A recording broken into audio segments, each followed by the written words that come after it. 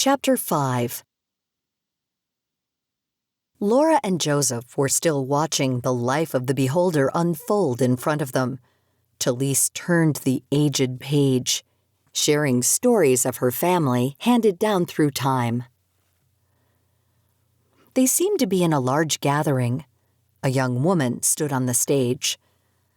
Talise had been asked to speak at a large group gathering in Meredith, New Hampshire.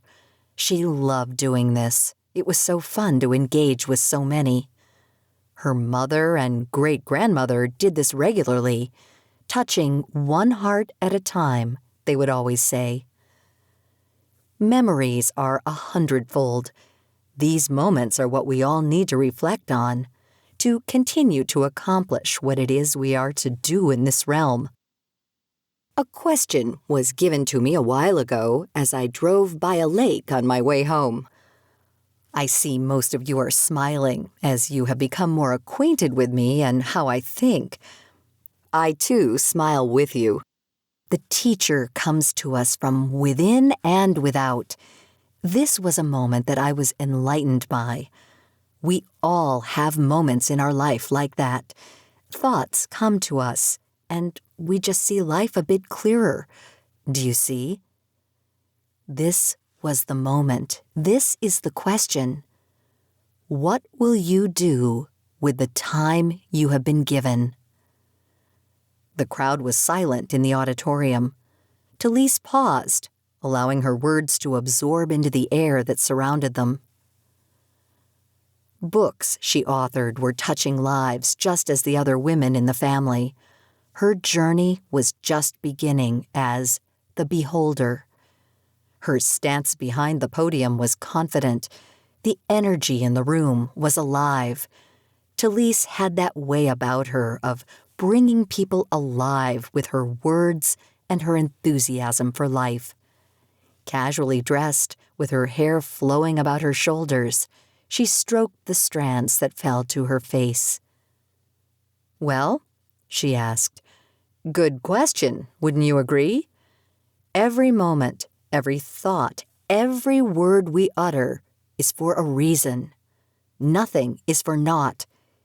Each moment is connected to another, like a vibration of life, a never-ending rhythm of life." Her soft voice would become more confident as she became more alive and excited about what she had been shown, except this was a story of life and all that it reflects. "Do you see?" she called out, not even needing the microphone that was pinned to her jacket. "It's like your own special discovery. Each moment is just for you, and you take from it what is meant for you. It isn't predicated on anyone else's interpretation or thought. I have a great story for you that will help you understand this." Talise hesitated for a second, as if gathering her thoughts. All eyes were locked on her. She could feel the anticipation of her audience. When she thought about what she was doing, from time to time, it would intimidate her, making her question, "Who am I to be doing this? Why me?" The people in the audience would think she is preparing her thoughts. Truly, she was getting herself out of the way, stilling her chatter inside so she could listen to the directions her angels were taking her towards. If you have ever been on a camping trip with your siblings, you know it had the possibility of becoming a great adventure. At least this one I will share with you was, as she smiled. This is a story shared with me by my grandmother. It's a story of my great-grandmother, Debbie Pratt. Some of you know of her and some don't. Being Iroquois, it is the way of the nation of women to continue the stories. There was an empty chair sitting on the stage. Talise turned it around, much like someone that is going to sit and visit for a while, talking about life. Whispers and giggles filtered through the room, watching her entertaining them by her actions and her words. It was evident she was quite comfortable talking with them. Her arms were resting on the back of the chair, having one hand swaying in the air as she continued her story. I will be speaking in first person, and I will take you directly into the experience. Talise always had a unique way of teaching. Her first book, titled Walking in Their Shoes, was being recognized as a bestseller. She put herself into each person's moment to have a different point of view to teach others. You never truly know who they are unless you walk in their world. My name, she continued, is Deborah Pratt. Some understood what she was doing. This is how she taught. Others would understand as they learned more about her. She continued, "This story I call The Great Discovery." It seemed as if Talise's demeanor changed a bit as she reflected the story of her great-grandmother. My mother was dating an interesting man. Let's call him Mr. Outdoors. His world was hunting, fishing, and trapping, teaching us things we would never have known if it weren't for him. My father left us when I was 5 years old. I was the youngest of 4. Although at the time he was around us, we would disagree with the good or bad of Mr. O being there. I was 9 and about to learn of the treasures of life he would guide us through. Every person in your life at some point is a teacher. Mr. Outdoors never made life dull for us. We experienced such things as having huge snapping turtles in our yard that he had trapped. And yes, they made us eat turtle soup. Ugh, that was disgusting. He was definitely an interesting addition to our world. Talise continued to tell the story as it flowed through her. Her listeners were unbothered by her manner, and one would think she had been right there as the words were so concise and perfectly in tune with the story. My brothers, my sister, and I became students of this teacher. Funny enough, because we had absolutely no desire to be taught in the summer of 1960. Mr. Outdoors and my mother decided to take us on a camping trip to the Adirondack Mountains in upstate New York. In those days, times were a little rough financially, and my mother had to work 2 jobs to support us. Every minute we had to spend with her was limited and so very precious to us, or should I say to me, because my brothers did things boys do, so they weren't as concerned with Mom's presence as I was. I guess that is because I was the youngest. This journey we were taking was one we never expected. I'm sure we all took more from it than we cared to. We drove for what seemed like hours. As I looked out the car window, all I saw was trees. Trees were everywhere. I remember thinking a house or building hadn't been visible for quite a while. I wondered if anyone else was paying attention like I was. Our familiar world of concrete was disappearing. The driver, Mr. Outdoors, was confident in the direction. This was a place he had been many times. He appeared lighter in his movements. It was a coming home for him. He knew this land. Suddenly, the car stopped. It just stopped. "Here we are," he said, parking our car in an opening just off the main road. We were going no further unless a bulldozer arrived to plow through the trees. No one, not one of us dared to say, "Are you kidding me?" We all exited the car. Mr. O unlocked the trunk and instructed, "Okay, let's load up." We all took the gear from the car. None of us were without bags slung over our shoulders, some carrying boxes of food. My brothers grabbed the handles on the large cooler we brought with us. We were at his mercy. He had his own little army. My sister was 14, and she was not happy at all about this trip. She had, over the years, become a mother figure to us. It was so entertaining to watch her reaction to the impending adventure of walking into those trees into the unknown. We trudged through the woods like obedient soldiers. The sunlight seemed to dim as we walked deeper and deeper into the woods. The sounds changed to chirps, and an occasional sound of squawks and limbs breaking. Now the world of my imagination was starting to be quickened. I remember it as if it were yesterday. My mother was like a mother hen watching over all her baby chicks. My sister's squeamish sighs of disgust, along with my brother's testosterone flying through the air, was only adding to the adventure. Oh God, this was going to be great. Talise had them walking with her in the woods, her words keeping them right by her side. Everyone was in the moment. Mr. Outdoors was still leading us, and finally, after 10 long minutes of hiking, he said, "Here we are." This was the second time in less than 30 minutes that he said that. We stood there like statues, scanning the area. "Here we are?" "Yes," he said, "here we are." I repeated, "Here we are?" in the silence of my mind. I came back to reality and couldn't help but notice the faces of my family. Mom was motionless, of course. My brothers had a wild look of anticipation. And my sister? Well, her reaction was the best face of all. Talise reenacted her sister's look of shock. Everyone in the auditorium roared with laughter. There it stood. How in the world it stood, I have no idea. Where is the other wall? I thought, staring at this object in the woods. Who in the world would build such a structure and not finish it? No one else dared say a word, but I did. "What is it?" I asked very boldly, dropping my heavy box in front of me. I think being the youngest, I dared to say things the others didn't. The words just slid out of my mouth. I had no control. Mr. Outdoors stood there with a huge grin on his face. He was in his glory. "What is it?" he repeated. "It's a lean-to." "A lean-to?" I repeated his words with half a chuckle in my voice.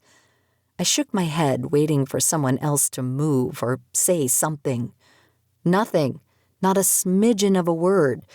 My mother gave me that mother look she had that said, "Be a good young lady." She always had a way of speaking to me without words. Mom lifted her boxes and said, "Okay, let's get settled in." Settled in? Where? How do you settle in a building that's barely standing and has only 3 walls? The ground was the floor. Now, my sister, she didn't need words either to know what she was thinking. Talise chuckled. She was more like Mom than she realized. We unpacked as best we could, hanging our food from tree branches. Yes, you heard that right. Who hangs their food in the trees? Well, I guess we do. Why? Bears were plentiful here, and I did recall him mentioning a junkyard for all to use wasn't far from us. Oh boy. Talise stood on the stage shaking her head and scratching it. We came here to meet bears? Really? No, this is not happening. She laughed as she engaged the audience. We spent our days being, let's say, adventurous. After all, Mom and Mr. O kept saying this was going to be good for us, the time of our lives, getting away, enjoying nature, streams so cold that when you dared to step into it, your legs and feet became numb from the freezing temperature of the water. Bugs that were created to feast on you, only in Mr. O's world. I think they had been fasting for quite some time, waiting for our arrival, and now we were their daily and nightly banquet. What a wonderful vacation this was. Yet, through it all, I must admit, I was still determined to explore. It was as if I was driven. I thought, I'm going to discover something that no one has ever discovered before. If I was ever given an opportunity, now was the time to discover something here that has hidden from the entire human race. When we return home, I'll share it with the world, and we'll be wealthy beyond words. A hidden treasure that will make our world easier. Then Mom won't have to work so hard. I just know it's here. I needed to keep my eyes open and be observant. I was on a mission, a quest of sorts, a true treasure hunt. Now, back then, I had no idea of angels or fairies, and I didn't have a glimmer of what I know today. I only had the dreams of a young child that wanted to make life better for my family. We'd been here for 3 days. She paced on the stage and straightened her clothes and tousled her hair, pretending to pick off a bug or two from her shirt. Oh, by the way, guess what was my best friend? Calamine lotion, the pink stuff that sat in our house that we never used. Well, it's a daily necessity here, trust me. She walked around the stage now, acting out the story. I walked cautiously away from the lean-to every day, watching and searching, always looking for my treasure, my great discovery. I looked under rocks by the stream. I searched under trees that had fallen from the wind. I found holes in the ground and used a stick to be careful as I examined the contents with no avail. I wasn't giving up. It had to be here. I would find it. Then, on the 4th day, there it was. I was so excited it was hard to breathe. I was walking by one of the most massive trees I had ever seen. I circled it. A small opening was hiding behind some twigs and brush. I knelt carefully, picking up the golden stones I found. Yes, they were golden. No glimmer, but gold in color. I was still careful so nothing hurt me, since all treasures must be guarded by something. It was free for me to take. I placed the nuggets carefully in my pocket. There were so many. Tally's pockets were bulging with little golden nuggets as she walked so proudly on the stage. Her voice got louder. Mom won't have to work so hard now. Life was going to change. I can't wait to see the look on her face. She's going to be so happy. My feet couldn't carry me back to the camp fast enough. We would take my treasure to whoever would pay the most for it. Mom! Mom!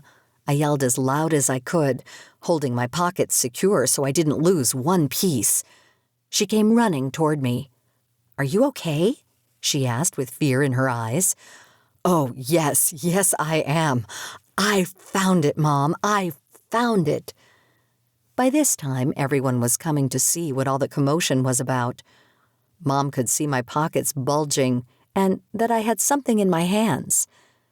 What, baby girl? What did you find? A treasure, Mom. A great treasure. Now we will be rich, and you won't have to work so hard anymore. Look! I held out the gold nuggets.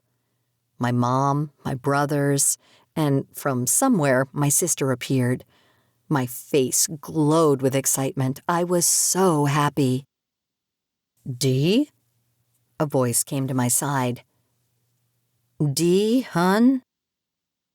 Yes? I turned to the voice. I knew it was Mr. Outdoors, but his voice now was so soft and gentle coming out of his mouth. I had never heard him talk so softly before. Why was I the only one excited? Honey, his voice was so soothing. It is... Then he hesitated to say, What? I was patiently waiting. It's porcupine poop. My world changed in a flash, throwing my hand in the air like lightning. My brothers were laughing and ducking the flying poop in the air. Mom quickly helped empty my pockets. I had no words. I was just crushed. Yet, she took a breath and stood with her hand extended out toward her audience. It was actually magic and a treasure. a treasure that was shared with me." Her face calmed now. "A treasure my great-grandmother told her daughter, then told my mother. Now the treasure is shared with you. The treasure of the golden nuggets. The wonderment of it all is that it made you smile. It made you laugh. That's the treasure. Do you see? Nothing is for naught. Everything happens for a reason. They are treasures of life. Now, go find your treasures. They might be in the most unusual places. I'll be back to spend more time with you on Saturday. Let's get to know each other better and share and laugh about life. I will stay with you and answer your questions and sign a few books for you all and share a few more laughs. Side by side, my friends, we walk through life together." This, Talise thought, is what it's all about. The laughter. In that one moment, she created the presence of laughter, and in that moment, there were no worries at all. In that moment of sharing, taking them on the journey of the golden nuggets, all was well in their souls. "I love this. Thank you." She breathed a sigh of appreciation to her angels. The lights were now fully lit in the auditorium. Tally began gathering her things in between the kind hugs and words of appreciation to her for what she does. Everyone slowly moved on with their lives and left the auditorium. Regathering her thoughts to come to her present moment was a process for her. Her staff understood it when she said, "I need to come back." Life was busy and filled with unexpected moments as her books seemed to guide her into lives all around the world. "Hello?" A very strong voice surprised her from behind. She was unaware someone had been watching her from the side of the stage. She jumped. "Oh, sorry, I didn't mean to scare you. I could see you were not only gathering your things, but your thoughts, too. I didn't want to just walk in and interfere." Talise quickly scanned the features of the mysterious man. Not too tall, dark hair with a bit of graying from time. His eyes had a sparkle to them. It was always fun for her to analyze people. This one was a bit different, but he seemed very familiar to her. "Oh, no, it's fine. I'm fine. I guess I need to get used to strange men appearing from nowhere. Usually I see them coming." They both laughed. "Allow me to introduce myself, and then maybe you won't find me so strange." "That takes time," she teased. His eyes lit up. He liked her playful way with words. "Well, you got me there." He extended his hand. "My name is Nathaniel Kavanaugh." "It's a pleasure, Mr. Kavanaugh. I am Talise Owen." "I loved the story of the treasure. You have a unique way of telling stories. It's quite entertaining to watch you. Was it true?" Tally smiled with her playful way. "What do you think?" Brushing his hair back from his face. "I think it could be true. A story that is engaging the more it's told. If I recall, that wasn't in your last book." "No, it wasn't. Maybe it'll be in my next one." "Try to never lose it. Sometimes, if we get busy with life, those special little treasures are forgotten," he replied. Tally loved the way he was engaging in this conversation. He seemed to get it about life and what she was doing. Still, it was stirring for her to try to remember where she had seen him before. "I never lose my treasures, Mr. Kavanaugh." Nathaniel looked around the auditorium, seeing most had already left. "Would you like to go have a cup of coffee or a drink? There's a great cafe up the road. I think you'd really like it."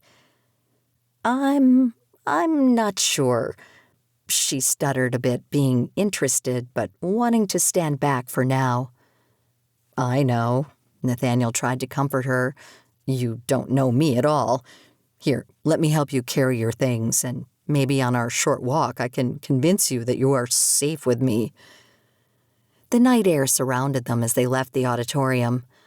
Nathaniel could see her lips, trying to conceal a smile as the wind seemed to play with her. He had heard from the locals that an author was coming to give a presentation at the high school. When he heard her name was Talise Owen, he went to the bookstore and looked at her writings. Of course, the internet was very helpful in telling him of her and her family. He didn't know why he was so drawn to her. Yet now, being beside her, hearing her laugh, and the playfulness in her eyes when she talked, it was as if a spell surrounded him. What was it? Nathaniel was a practical, confident man. Doing something like this and acting this way was certainly not the norm for him. She walked just a distance from him. This made him smile too. It seemed by her walk that she could have just taken flight in the wind. "You read my other book?" she questioned him, remembering his comment before. "I just finished it last evening. Some friends of mine kept talking about it. They shared some impressive things, so I wanted to check it out. Very nice title, by the way." "Have you ever?" she said. "Ever what?" "Walked in someone else's shoes." He tipped the lid of his baseball cap. "I can't say I have. I must tell you, your way with words is quite unique. Then again, from what I saw on the stage tonight, I think you would be able to do that easily." She squinted her nose. "It comes in time. I guess it's just a gift." She opened her car door, playfully pointing to the back seat for Nathaniel to set her things inside. "Thank you, Nathaniel, for your words, for your help, and for the sweet invitation for coffee. Maybe another time." "Of course, I would like that." He took a business card from his pocket, trying to see in the dark to write his number on it. He placed it in her hand. What was that sensation he felt when he touched her? Their eyes met, and the moment seemed to last much too long for Tally's comfort. Nathaniel was very aware, too. She smiled shyly and pulled her hand from his and broke the stare. He started to walk away. "Talise?" "Yes?" "In the morning, when you're ready, give me a call. I know a place that has the best chocolate chip muffins." "Do you now?" Playing with her Irish accent, Talise laughed, raising the card. "I see you have done your research, Mr. K." "Aye, lass, I did." He gave it right back to her. "And the truth be told, the fairies and the angels put a bit of their magic in the baker's flour. Only at specific times, though." "Really? And when would that be?" "Ah, 'tis on the night of the full moon, to be sure." He loved to hear her laugh. Her eyes had a sparkle when she did. "Well," she hesitated for a moment, "I'll give you a call." It seems my trip to Meredith was to experience more than one night of telling stories.